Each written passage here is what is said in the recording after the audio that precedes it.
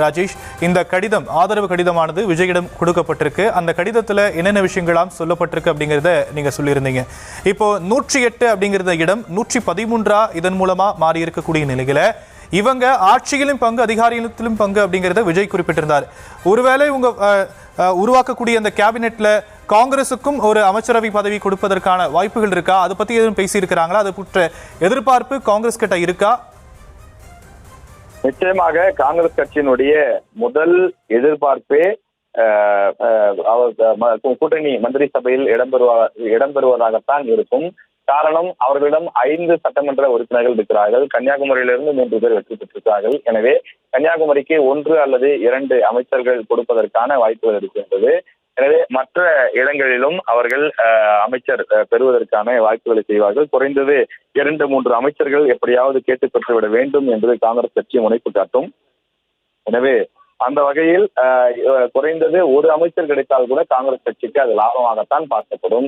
ஏனென்று சொன்னால் நீண்ட காலமாக, அதாவது நாம் முன்பு குறிப்பிட்டது போல 1967க்கு பிறகு தொடர்ந்து எந்த விதமான ஒரு அமைச்சரும் இல்லாமல் தான் அவர்கள் தொடர்ந்து இருந்து கொண்டிருக்கிறார்கள். திமுக ஆட்சி அமைந்தாலும் சரி, அதிமுக ஆட்சி அமைந்தாலும் சரி, ஆட்சியில் பங்கு என்பது கிடையாது. காங்கிரஸ் கட்சி 1967க்கு முன்பு ஆட்சியில் இருந்தது. அப்போதுதான் அவர்கள் கடைசியாக முதலமைச்சராக அல்லது அமைச்சராக இருந்தார்கள். அதன் பிறகு எதிர்கட்சி வரிசையில் வேண்டுமானால் அமர்ந்திருக்கிறார்களே தவிர அவர்கள் அமைச்சர் என்ற அந்த அதிகாரத்திலே அமைந்ததில்லை. ஒரு 50 ஆண்டு கால அந்த விஷயத்திற்கு இந்த முறை தீர்வு கிடைக்கும், அவருடைய எதிர்பார்ப்புக்கு ஒரு வெற்றி கிடைக்கும் என்று எதிர்பார்க்கப்படுகின்றது. தமிழக வெற்றி கழகத்தில் இணைந்திருக்கக்கூடிய முதல் கூட்டணி கட்சியான காங்கிரஸ் கட்சிக்கு நிச்சயம் இந்த முறை அமைச்சரவையில இடம்பெறுவதற்கான வாய்ப்புகள் பிரகாசமாக இருக்கிறது. ராஜேஷ், நீங்க பேசும்போது குறிப்பிட்டிருந்தீங்க, அட்லீஸ்ட் ஒரு அமைச்சரவை பதவி கிடைத்தாலுமே அது காங்கிரசுக்கு ஆதாயம் அப்படிங்கிற விஷயத்தை குறிப்பிட்டிருக்கிறீங்க. காங்கிரஸ் 1, 2, 3 அப்படி கேட்டாலுமே கூட வரக்கூடிய அமைச்சரவை அப்படிங்கிறதுல எந்த துறை, முக்கியமான பல துறைகள் இருக்கக்கூடிய நிலையில எந்த துறையை அவங்க ரொம்ப ரொம்ப நீனா கேட்டு பெறுவதற்கான வாய்ப்புகள் இருக்கு? அது கேட்கக்கூடிய துறைகளை தமிழக வெற்றி கழகம் ஒதுக்கீடு செய்வதற்கான வாய்ப்புகளும் இருக்கா? காங்கிரஸ் கட்சியினுடைய வட்டாரங்களே நாம் விசாரித்த வரையிலே இப்போதைக்கு அது பற்றியெல்லாம் எதுவும் பேசவில்லை என்றுதான் சொல்கிறார்கள். எதிர்பார்ப்பு இருப்பது உண்மை. ஆனால் இந்த துறை வேண்டும், இத்தனை பேருக்கு வேண்டும் என்று கண்டிஷன்ஸ் எதுவும் வைத்ததாக தெரியவில்லை. அது மட்டும் இல்லாமல் இந்த துறைதான் வேண்டும் என்று கேட்டு பெறுவதற்கான வாய்ப்புகள் மிக மிக குறைவு. ஏனென்றால் முதல் முறையாக ஆட்சிக்கு வந்திருக்கக்கூடிய தமிழக வெற்றி கழகத்திற்கு பல்வேறு சவால்கள் காத்திருக்கின்றது. எனவே அவர்கள் கொடுத்த வாக்குறுதிகள், தங்கள் மீதான நன்மதிப்பை ஏற்படுத்துவது உள்ளிட்ட பல விஷயங்கள் இருப்பதனாலே தங்கள் கட்சியை சார்ந்தவர்கள் அமைச்சராக இருந்தால்தான் அவற்றை விரைந்து நிறைவேற்ற முடியும் என்ற அந்த சூழல் இருக்கின்றது. எனவே அந்த அடிப்படையில பார்க்கும்போது முக்கிய இலாக்காக்களை இவர்களே, அதாவது தமிழக வெற்றி கழகமே வைத்துக் கொள்வதற்குத்தான் வாய்ப்புகள் கூடுதலாக இருக்கின்றது. எனவே தமிழக வெற்றி கழகத்தை பொறுத்த வரையில தொடர்ந்து அவர்கள் முக்கிய துறைகளை வைத்துக் கொள்வார்கள்.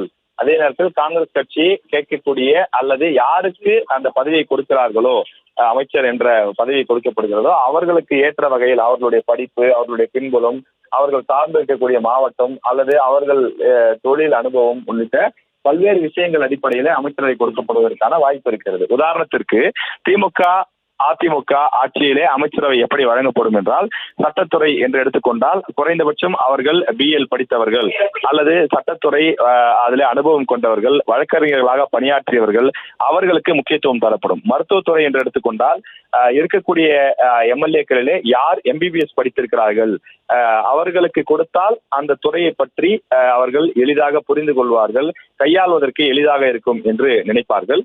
எனவே அதுபோல தொடர்ந்து ஒவ்வொரு துறையுமே முடிந்த வரையில் அதில் அனுபவம் இருக்கக்கூடியவர்கள், அந்த துறையை பற்றி நன்கு புரிந்தவர்கள், அவர்களுக்குத்தான் பெரும்பாலும் கொடுக்கப்படும். ஒருவருக்கு ஒரு வழி இல்லாமல் இந்த மாவட்டத்தை சேர்ந்தவர், அதாவது ஒவ்வொரு மாவட்டத்துக்கும் குறைந்தது ஒரு அமைச்சராவது கொடுக்க வேண்டும் என்று முயற்சி செய்வார்கள். எனவே அந்த அடிப்படையில ஒரு வழி இல்லாமல் சில துறைகள் மாற்றி கொடுக்கப்படலாம். எனவே அதே போன்ற ஒரு நடைமுறைதான் தமிழக வெற்றி கழகமும் செய்வதற்கான வாய்ப்பு இருக்கிறது. தமிழக வெற்றி கழகத்தில் 108 எம்எல்ஏக்கள் இருக்கக்கூடிய நிலையில அதுல கிட்டத்தட்ட 100 பேர் டிகிரி முடித்தவர்கள் இருக்கின்றார்கள். எனவே அதிலே தகுதியான நபர்களை பார்த்து அவர்களது படிப்புக்கு ஏற்ப அல்லது அவர்கள் விரும்பக்கூடிய அவர்கள் செயல்படுவதற்கு வாய்ப்பு இருக்கக்கூடிய துறைகளை கொடுப்பதற்கு சாத்தியக்கூறுகள் இருக்கிறது. இதுல முக்கியமான விஷயம், முன்னாள் சட்டமன்ற உறுப்பினர்களும் பலரும் இருக்கின்றார்கள். குறிப்பாக செங்கோட்டையன் இருக்கின்றார், அதே போல ஜேசிடி பிரபாகர் இருக்கிறார், அதே போல முதலமைச்சரை தோற்கடித்த VS பாபு இருக்கின்றார். இவர்கள்லாம் ஏற்கனவே சட்டமன்ற அனுபவம் கொண்டவர்கள், முன்னாள் சட்டமன்ற உறுப்பினர்களாக பணியாற்றியவர்கள். எனவே இது தவிர தூசி மோகன் போன்றவர்கள் இதெல்லாம் இருக்கக்கூடிய காரணத்தினால இவர்கள் எந்தெந்த தொகுதிகளில் வருகிறார்கள் என்பதையெல்லாம் பார்த்து அவர்களுடைய முக்கியத்துவம், அவர்களுடைய அந்த விஷயங்கள், வெற்றி வாய்ப்புகள், கட்சியினுடைய நலன், கட்சியினுடைய எதிர்கால திட்டம் இவற்றையெல்லாம் கருத்தில் கொண்டு தமிழக வெற்றி கழகம் முடிவெடுக்கும் என எதிர்பார்க்கப்படுகிறது. அந்த அமைச்சரவையை பொறுத்தவரையில ஃபர்ஸ்ட் பிரியாரிட்டி என்பது தமிழக வெற்றி கழகத்தை நோக்கிதான் இருக்கும். அதன் பிறகுதான் கூட்டணி கட்சியில் இருப்பவர்களுக்கு வாய்ப்பு கொடுப்பதற்கான அந்த முடிவுகளை எடுப்பார்கள்.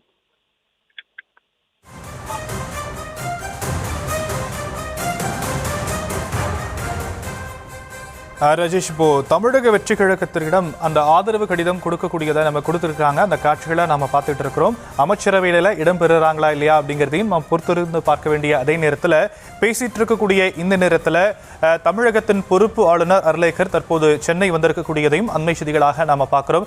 3:30 மணிக்கு ஆளுநரை சந்திப்பதற்காக விஜய் நேரம் கேட்டிருப்பதா சொல்லப்பட்டிருக்கு. இது ஒரு புறம் இருக்கு. நாளை தினம் பதவியேற்புக்கான ஏற்பாடுகள் ஒருபுறம் நடந்துகிட்டு இருக்கு. இருந்தாலுமே கூட அந்த 113 அப்படிங்கிற நம்பர் வரைக்கும் தான் வந்திருக்கிறாங்க. 118 அப்படிங்கறத அவங்க எப்போ எட்டி பிடிப்பதற்கான வாய்ப்புகள் இருக்கு? அதிமுக தரப்புல இருந்து நம்பர்ஸ் வருமா, இல்ல மற்ற இடதுசாரிகள் கிட்ட இருந்தோ விசிக கிட்ட இருந்தோ நம்பர் வருமா அப்படிங்கிற ஒரு கேள்வியும் எழுது. அடுத்தடுத்த நகர்வுகள் என்னவாக இருக்க போது? தமிழக அரசியல் களம் உச்சகட்ட பரபரப்பை நோக்கி நகர்ந்துட்டு இருக்கு அப்படிங்கறத இதன் மூலமா நான் தெரிஞ்சுக்கலாம் இல்லையா? நிச்சயமாக சென்னைக்கு தமிழக ஆளுநர் தற்போது வந்திருக்கின்றார். அதாவது கேரளாவிலிருந்து புறப்பட்டு தற்போது இன்சார்ஜ் என்ற அடிப்படையில் இருந்தாலும் கூட அவர்தான் தமிழ்நாட்டில் ஆளுநருக்கான அத்தனை பொறுப்புகளையும் கவனித்துக் கொண்டிருக்கிறார். எனவே அவர் வந்து இதற்கான அந்த பணிகளை துவங்க இருக்கின்றார். ஒரு 3:30 மணி அளவிலே விஜய் அவர்கள் ஆளுநர் மாளிகைக்கு சென்று ஆட்சி அமைப்பதற்கான உரிமை கோருவார் என்று எதிர்பார்க்கப்படுகின்றது. எனவே அதற்கான பணிகளை அவர்கள் தொடங்கி இருக்கிறார்கள். தற்போது காங்கிரஸ் கட்சியை சேர்ந்த 5 சட்டமன்ற உறுப்பினர்கள் விஜயை சந்திப்பதற்காக சென்றிருக்கிறார்கள்.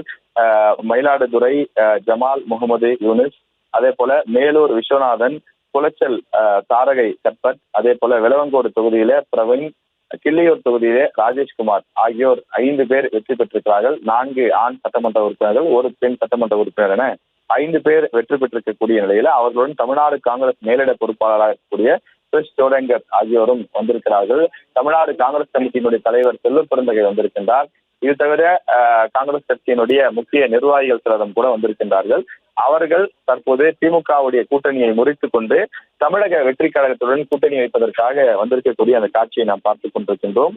தொடர்ந்து காங்கிரஸ் கட்சிக்கு ஒரு அமைச்சர் பதவி ஒதுக்கப்பட வாய்ப்பு இருப்பதாக தெரிகிறது. அது அந்த கட்சியினுடைய சீனியராக இருக்கக்கூடிய ராஜேஷ்குமார், அவர் ஏற்கனவே 2 முறை சட்டமன்ற உறுப்பினராக இருந்தவர். தொடர்ந்து 3வது முறை வெற்றி பெற்றிருக்கிறார். கிள்ளியூர் தொகுதியில 15 ஆண்டு காலமாக அவர் சட்டமன்ற உறுப்பினராக பதவியில் நீடிக்கின்றார். எனவே அப்படி இருக்கக்கூடிய சூழ்நிலையில அவருக்கு அந்த வாய்ப்பு வழங்கப்படுமா, அல்லது மேலூர் தொகுதியிலே நின்று வெற்றி பெற்றிருக்கக்கூடிய விஸ்வநாதனுக்கு வழங்கப்படுமா என்ற கேள்வி இருக்கின்றது. இதுல முக்கியமான விஷயம் என்னவென்றால், தொடர்ந்து பட்டியல் சமுதாயத்திலிருந்து வந்து வெற்றி பெற்றிருக்கக்கூடியவர் விஸ்வநாதன். ஏற்கனவே நாடாளுமன்றத்திலும் அவர் பணியாற்றிய அனுபவம் கொண்டவர், சீனியர். எனவே அவருக்கு வழங்குவார்களா? ஆனால் அவர் மதுரை மாவட்டம் மேலூரில் நின்று வெற்றி பெற்றிருக்கிறார். மதுரையிலே தமிழக வெற்றி கழகம் அதிக அளவிலே வெற்றி பெற்றிருக்கிறது. ஏறக்குறைய ஒரு 8 தொகுதிகளில் தமிழக வெற்றி கழகம் தான் வெற்றி பெற்றிருக்கிறது. அப்படி இருக்கும்போது தன் கட்சியை சார்ந்தவர்களுக்கு தான் சீட்டு கொடுக்க வாய்ப்பு இருக்கின்றது. ஆனால் கன்னியாகுமரியை பொறுத்த வரையிலே தமிழக வெற்றி கழகம் 0. அந்த இடத்தில் எந்த விதமான வெற்றியும் தொடரவில்லை. ஆனால் காங்கிரஸ் கட்சி அங்கு 3 வெற்றி பெற்றிருக்கிறது. எனவே பெண் என்ற அடிப்படையிலே தாரகை கற்பருக்கு வழங்கப்படுமா அல்லது ராஜேஷ்குமாருக்கு வழங்கப்படுமா என்பதை நாம் பொறுத்திருந்துதான் பார்க்க வேண்டும்.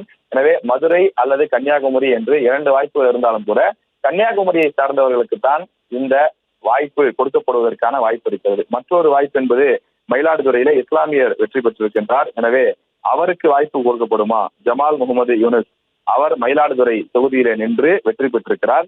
எனவே பெண்ணுக்கு அமைச்சரவையா அல்லது பட்டியல் சமுதாயத்தை சார்ந்தவருக்கா அல்லது இஸ்லாமியருக்கு சிறுபான்மையினர் என்ற அடிப்படையில வழங்கப்படுமா என்பதை நாம் பொறுத்திருந்தான் பார்க்க வேண்டும்.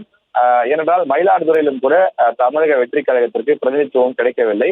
எனவே அப்படி நாம் பார்க்கும்போது மயிலாடுதுறை அல்லது கன்னியாகுமரிக்கு கிடைப்பதற்கான வாய்ப்பு இருப்பதாக தெரிகிறது.